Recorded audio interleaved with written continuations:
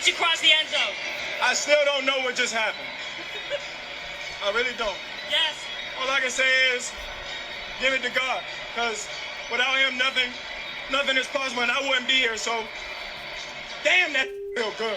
Can you tell us how down and out this Viking? Hey guys, welcome to the Golden Goal Show, a show produced by Vince&Al Podcast. I'm your host, Al, the other half of Vince&Al Podcast. Thank you guys so much for tuning in. If you're listening to this, I hope you had a great day. Or if you're listening to this to start off your day, I hope you have an amazing day. Listen, it's all about hard work, you know what I'm saying? And I just wish you the best of the day, or if you had a great day. So, I like to start off each show with a question. And guys, what a weekend in sports. Let me just tell you that right now. What a weekend in sports. There's a lot. We'll go over it. Basically, it was drama, and more drama. But what I'm trying to say is, every show I start off with a question. So feel free to answer that question down below in the comment section, or hit us up on our Instagram page at Vince N, the letter N as in Nathaniel. I don't know why I picked that, but Nathaniel Al Podcast, I'm pretty sure. So hit us up on there any way you want, and we just love to interact with you guys, and I want to hear your guys' opinion. So here's my question. Which two teams will be playing in the Super Bowl? And if you want to go a step further, who is going to win the Super Bowl? Obviously, the clear-cut favorites are the Patriots. Let me give you my 2 cents to answer that question, but I'll go more in-depth when I talk about the NFL in this show. So, for me, I'm going to go bold. I'm going to pick the Jaguars, even though realistically it should be the Patriots. But just for the heck of it, I'm going to be picking the Jaguars, and I'm going to have the Vikings. So, we'll see what happens. Who's going to win? I don't know. I want to base, first and foremost, I don't even know those teams will be in the Super Bowl. I'm going to base it off the performances of their respective championship games before I can answer that question. So, once more, hit me up in the comment section and let me know what the answer, which two teams will be playing in the Super Bowl and who possibly will be winning. So, if you guys have made it this far, I know it's only 2 minutes in, but if you made it this far, please smash that like button. Everything counts, especially as a small podcast channel. Vince and I have been working so hard on either our separate shows or when we come together on our own podcast. We're working really hard, and we're hoping that hard work is reciprocating into the quality of these shows. So hit that like button if you're listening to this and you aren't subscribed. Hit that subscribe button and become a part of the Vince and Al family. Everything. Thank you guys so much. So let's go right into it. I like to start off with the NBA. This show has basically been NBA and NFL until something big happens, until the MLB season comes. I'm not really too interested in the NHL, or if there's other big news, is like, for example, in the soccer league. One thing in the MLB is Andrew McCutchen, traded from the Pittsburgh Pirates, will be going to the San Francisco Giants. I know a couple of Pittsburgh Pirate fans, and they're pretty bummed about that. I feel you guys. When we lost Kyrie as a Cavs fan, it's kind of that same sentiment. I guess for me, it's more LeBron leaving the Cavs. The same level of feeling with Andrew McCutchen leaving the Pirates. So I always start off with the NBA power rankings. I list the first top 10, and then I always list the bottom 2 to kind of compare and contrast what the top franchises are doing right and what the bottom franchises are doing wrong. After I go over the power rankings and give you my 2 cents, some of the drama that's gone on this weekend in the NBA, and then heading on over to the NFL. Obviously, no power rankings as there's only 4 teams left. I'll be going over some of the things, especially the Minneapolis Miracle. So I'll be talking about that. All right, top 10, number 1 spot. We've got the Golden State Warriors, Boston Celtics, Minnesota Timberwolves. Number 4 spot, the Houston Rockets. The number 5 spot, the Toronto Raptors. 6, Los Angeles Clippers. Wow. Number 7, the San Antonio Spurs. Number 8, the Miami Heat. 9, the Oklahoma City Thunder. And at number 10, the Cleveland Cavaliers. All the way at the bottom 2 spots, we have number 29, the Sacramento Kings. And the 30th spot, the Orlando Magic. And at the beginning of the season, I kind of want to see, it was the Chicago Bulls. Let's see where they are now. Keeps going up. Where are the Bulls? Bulls are at 16th. Wow. They're still 6 games out of the playoffs, but hey, they're coming back. Their young guy, I can't even pronounce his name. Laurie is his first name. Rookie. The fastest player to reach 100 3-pointers in NBA history. It took him 41 games. To put that in perspective, my personal opinion, even though I hate him, Stephen Curry, the greatest 3-point shooter of all time, even though he's still got a long left. It took him 58 games. And it took Michael Jordan 384 games. So kind of putting that in perspective, hey, the Bulls have a young stud. He recently just outplayed Kristaps Porzingis in the Madison Square Garden and actually got the Bulls the dub over the Knicks. So, number 1 spot, Golden State Warriors. I'm a Cavs fan, but that's undoubtedly, arguably, the number 1 team. Cavaliers played them pretty well throughout 3 quarters, but shots weren't falling in. It's an older, slower, more sluggish team that the Cavs have this year. And the Warriors turn to their defense, which is something they have advantage. Not only do they have arguably a better offense than the Cleveland Cavaliers, their defense and their defensive efforts, most importantly, are why they're so good. Yes, they have Kevin Durant and Stephen Curry and Klay Thompson, Draymond Green, which is just, I personally don't think is too great for the league. But you got to deal with it. It's their second season. You can't do much about it. But these guys are making the best of it. Kevin Durant is not only he's just playing offense, being sluggish and yeah, we got this. He's playing defense. These guys are playing really hard. So even though I hate the Warriors, props to these guys. These guys are really, truly showing why they're the greatest team. And a lot of teams are now copying the Warriors. They have really turned around this league and are now the future of this league. Number 2 spot, the Boston Celtics. Man, my boy Kyrie Irving, he's been cooking all season long. He's got his team alongside Jaylen Brown and Jason Tatum. Sometimes I say some of the things I've said in previous episodes. I haven't been watching too many Boston Celtics games. Their current record is 34 wins and 10 losses. So even with the loss of Gordon Hayward, they're playing some really great basketball. And right now, they look like the clear-cut favorites to representing the East in the NBA Finals. Minnesota Timberwolves last week were in the 5th spot. Now they're here at the number 3 spot, blowing out the Cleveland Cavaliers. They're finally playing some great basketball. Jimmy Butler, Jimmy Buckets, alongside Andrew Wiggins and Karl-Anthony Towns. There's some rumors, there's some speculations that Karl-Anthony Towns will be going to the Los Angeles Clippers for Blake Griffin. For me, I don't see that happening. I don't see that reason, but there are some rumors and speculation. So whatever I hear, I like to share with you guys as my audience. 4th spot, the Houston Rockets. I'm going to go over a little bit more about the drama that they had recently with the Los Angeles Clippers. Rockets currently have 30 wins and 12 losses. So Celtics have a better record than they do, huh? I'll go into the drama. I'll talk to you more about them. The Toronto Raptors, another team that blew out the Cleveland Cavaliers. Minnesota Timberwolves has benefited from that as they got launched up in the power rankings. Looks like the Raptors also benefited from that, but they also, after blowing out the Cavaliers, were getting blown out by the Warriors. They came back, made it a really, really good game, but at the end of the day, the number 1 team Warriors came out with the dub.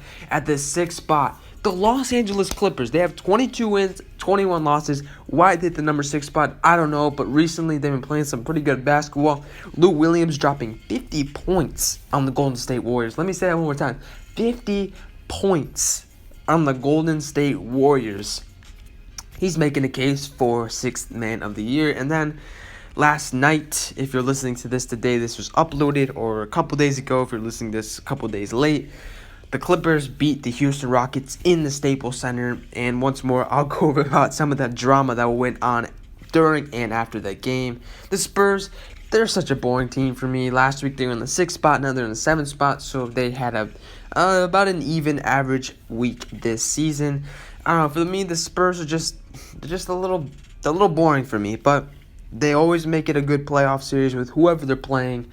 And this is a dynasty team that's starting going down the slope.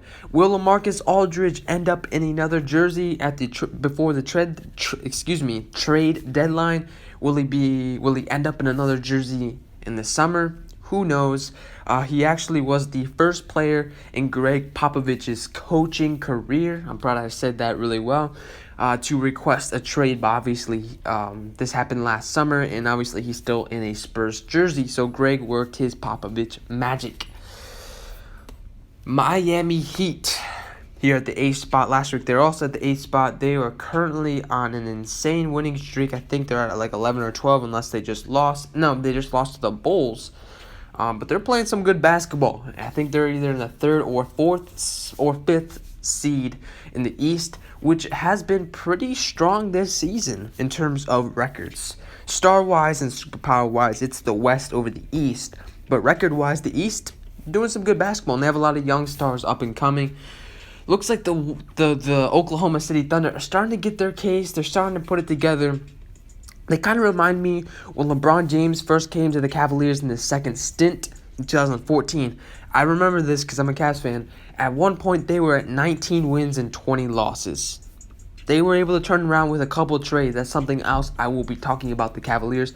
But they were able to turn it around, some new faces, a new boost, some momentum, some more energy. They weren't as sluggish. They were able to turn it around right before the All-Star break, rode that momentum all the way into the NBA Finals, where they lost Kevin Love in the first round, in the Eastern Conference quarterfinals, against the Boston Celtics. At that point, they were just coming up. And then they lost Kyrie Irving in Game 1 of the Finals when he broke his kneecap. But LeBron James, the GOAT that he is, still made it a great season. At the 10th spot, the Cleveland Cavaliers. So I'll talk to you a little bit more about them, but I want to go right into the Los Angeles Clippers, Houston Rockets beef. So I wasn't watching the game. As soon as the Warriors beat my Cavs 118-108, I turned off the TV, went to bed because I had school in the morning. It's a little late. I'm on the Eastern Coast, so it was a little bit later for me. That is something. If you guys are still listening to this, here's something I wanted to say. I mean, is it better to be on the on the West Coast in terms of being a sports fan? Because I'm a Browns fan, for example. I'm putting it to the Browns. They play at 1:00, so I get home right after church and I watch the Browns. It's at 1:00. They never play night games, no Monday Night Football, Thursday Night Football, until they get good. They're going to get good. Well, you always hear from a Browns fan.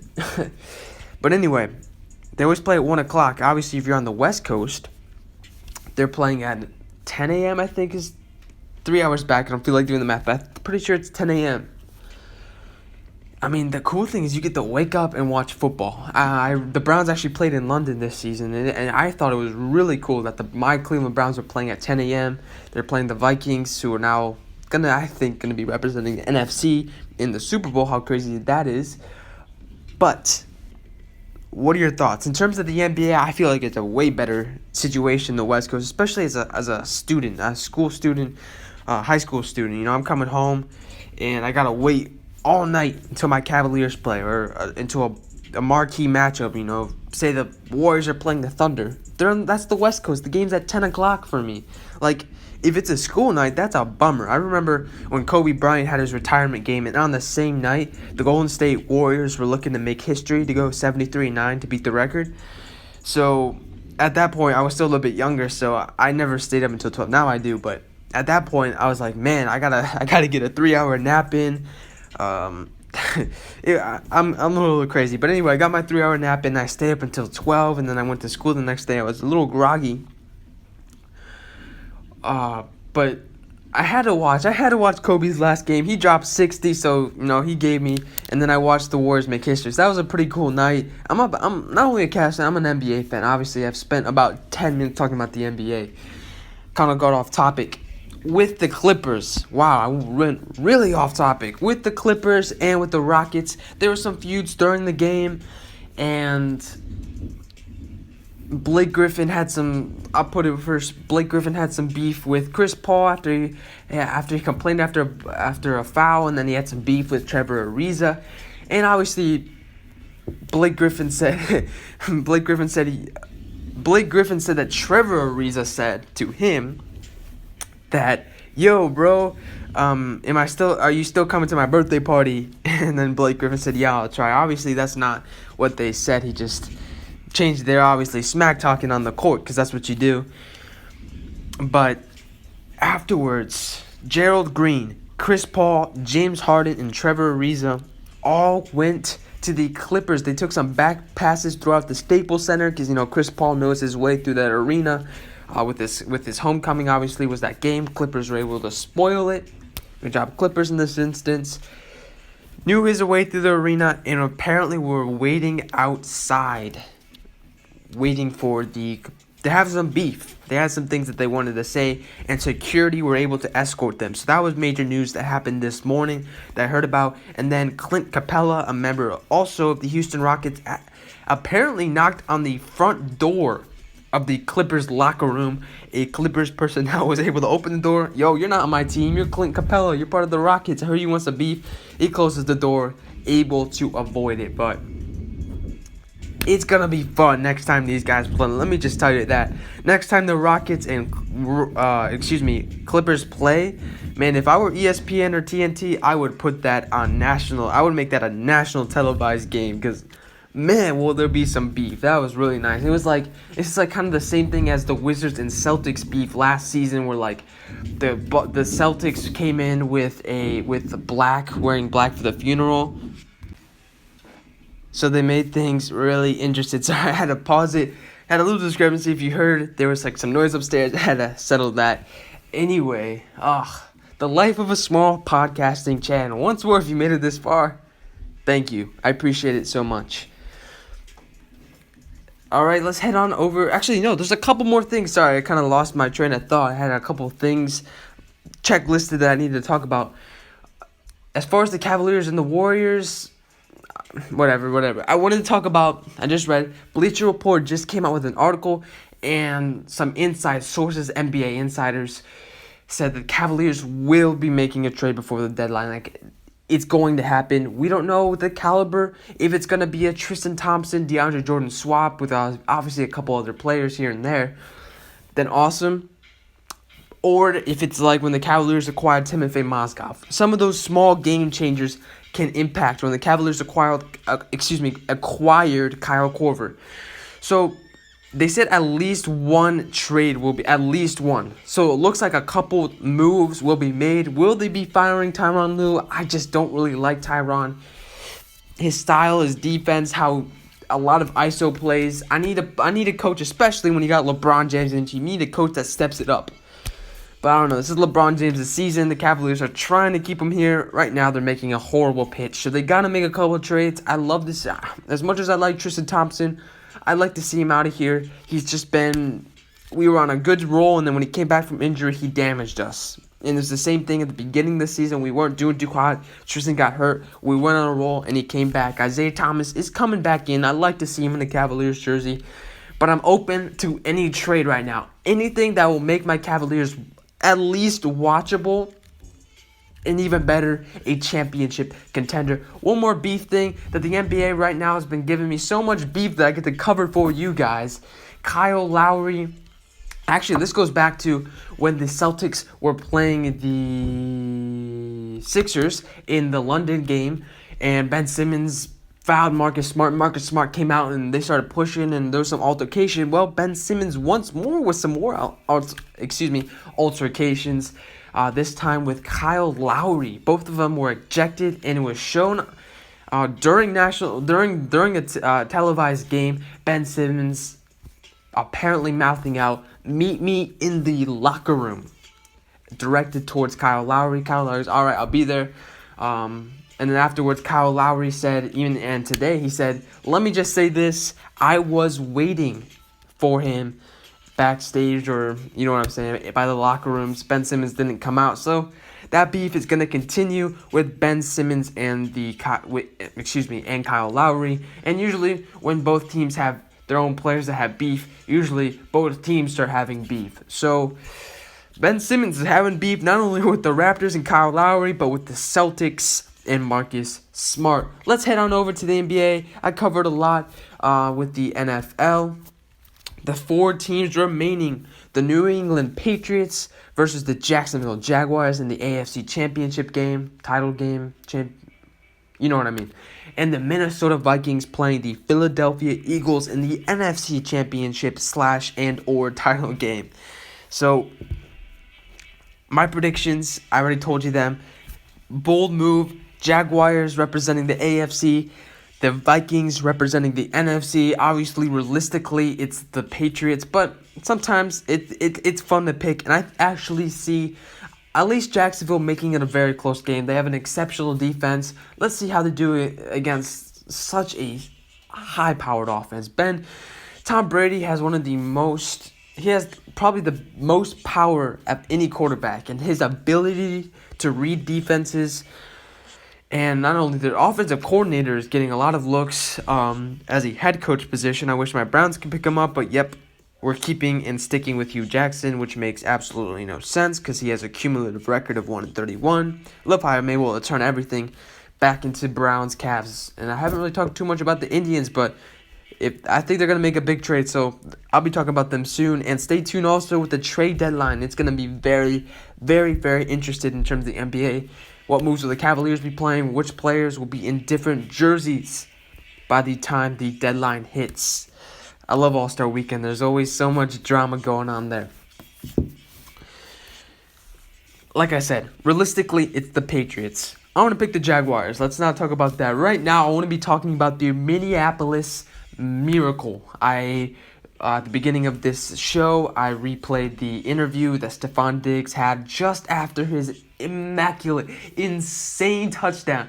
I was not able to see it live. The crazy thing was, I got home like, oh, the game's still on. I come back, and all I see is everyone celebrating. I missed it by literally 15 seconds. That would have been one of my most insane sports moments I've ever watched, regardless if neither of those teams were my preferred teams. But what a game.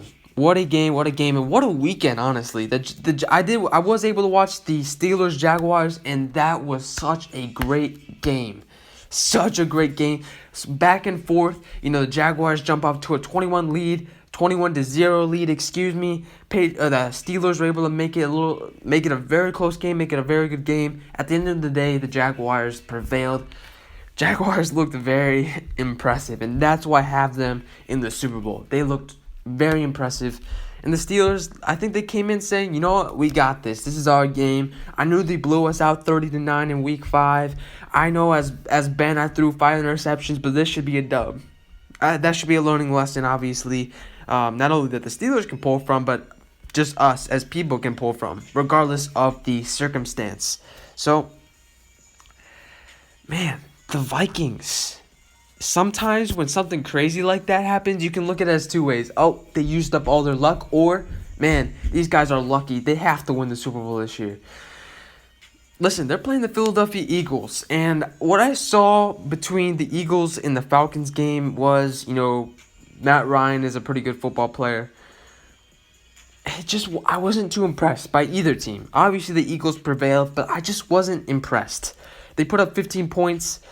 Imagine having Elliott as your fantasy kicker. I actually had him. He put up 5 3-point. I think he would have given me 15 points, which is an insane amount of points as a kicker. So he puts up all 5 field goals, gets the Eagles a 15-10 win. Obviously, I'm happy for the Eagles. It's been pretty hard, but imagine that, guys. This is the only good thing about one of the only good things about the NFL. In the NBA, it's either going to be the Warriors, Cavs, Rockets, Cavs, Warriors, Celtics, Rockets. But most likely, even the Cavaliers not playing right now, it's most likely going to be the Warriors, Cavs. The NBA is almost predictable. With the NFL, you never know. Obviously, it's the Patriots that have been the clear-cut favorites all season long, and maybe they'll still end up winning the Super Bowl. But no one would have imagined not only the Jaguars making the playoffs, but making it to the AFC Championship game in the way that they have. The Saints, ever since they won the Super Bowl, they haven't been doing anything special, but they made it fairly far. The Vikings, I would not have dreamed or have thought of the Vikings making it to the NFC Championship game. When they played my Browns, I was like, okay, this is a good team. Obviously, the Vikings are a good team. It's a playoff team, but they're not going to be able to do anything. They're without Teddy Bridgewater, and then they were without Sam Bradford, who I saw his first game of the season, looked really good. And the Saints dropped to 0-2. I was like, yeah, another off year. They bounced back very, very well, but that's besides the point. Now they have Case Keenum, basically their third-string quarterback, and he's playing some great football. Obviously made that insane throw to Stephon Diggs, and how do you miss a tackle like that? that has to be in some divine powers hands. Obviously, my man upstairs took care of the Vikings, I guess. I'm not sure if it exactly was a lucky play, but as a Saints fan, you're basically like in those nail-biting situations, you're like, yeah, we're going to tackle them. It's going to be a far field goal, and it's going to be like when a couple of seasons ago, the Vikings missed a field goal, and they lost. It was a guaranteed win, and they missed the field goal. So maybe that could have happened again, you know what I'm saying? But anyway, he throws the football, Saints player completely misses, and Stephon Diggs actually almost even steps out of bounds, but he's able to keep his balance, take it all the way to the end zone. I watched the actual video. Obviously, when you watch televised games, they mute out the noise, but I was able to watch a video posted from the sideline, and it was ear-deafening. I was at half volume, and it was insane how crazy that stadium got. So if only you could imagine if the Vikings were to make it to the Super Bowl. The Vikings right now are the favored over the Eagles, even though the Eagles are the first seed. The Eagles have replicated or picked up the whole underdog slogan. They were underdogs against the 6-seeded Falcons. They were able to prevail behind Nick Foles. Can they prevail again? Let me just say this. I don't think we would have thought of either the Vikings or the Eagles representing the NFC in the playoffs. And if it's the Jaguars against any of those two teams, that's the beautiful thing about the NFL. I'm trying to recall anything else worth mentioning, but I think I talked about it all to the best of my ability. If you guys, I'm not sure if you made it this far, and we look at analytics, and maybe I'm just talking to myself. I'm hoping that one day people can make it this far, maybe on their commute to work, if the quality of audio improves, or other things like that can improve the duration in which you guys watch or listen to these podcasts and or shows, that'd be awesome. But if in a 1 in a million chance, if you made it this far, holy crap, let me know. Please let me know. I appreciate it so much. I'm not even going to ask you to like or subscribe. Just let me know down below in the comment section. That would mean the world to me. So that's all I have for you guys in this show. Come back Thursday and you'll hear Vince and I giving our whatever we're going to be talking about in our podcast. And then stay tuned for Saturday, where Vince will be uploading his Faith from Silence, which is his own show. Listen, we're on the grind. We're on the grind, and we are working hard, and we're doing what we love, and that's the most important thing. So, without much further ado, thank you guys so much for tuning in, and that's it from Al. Peace.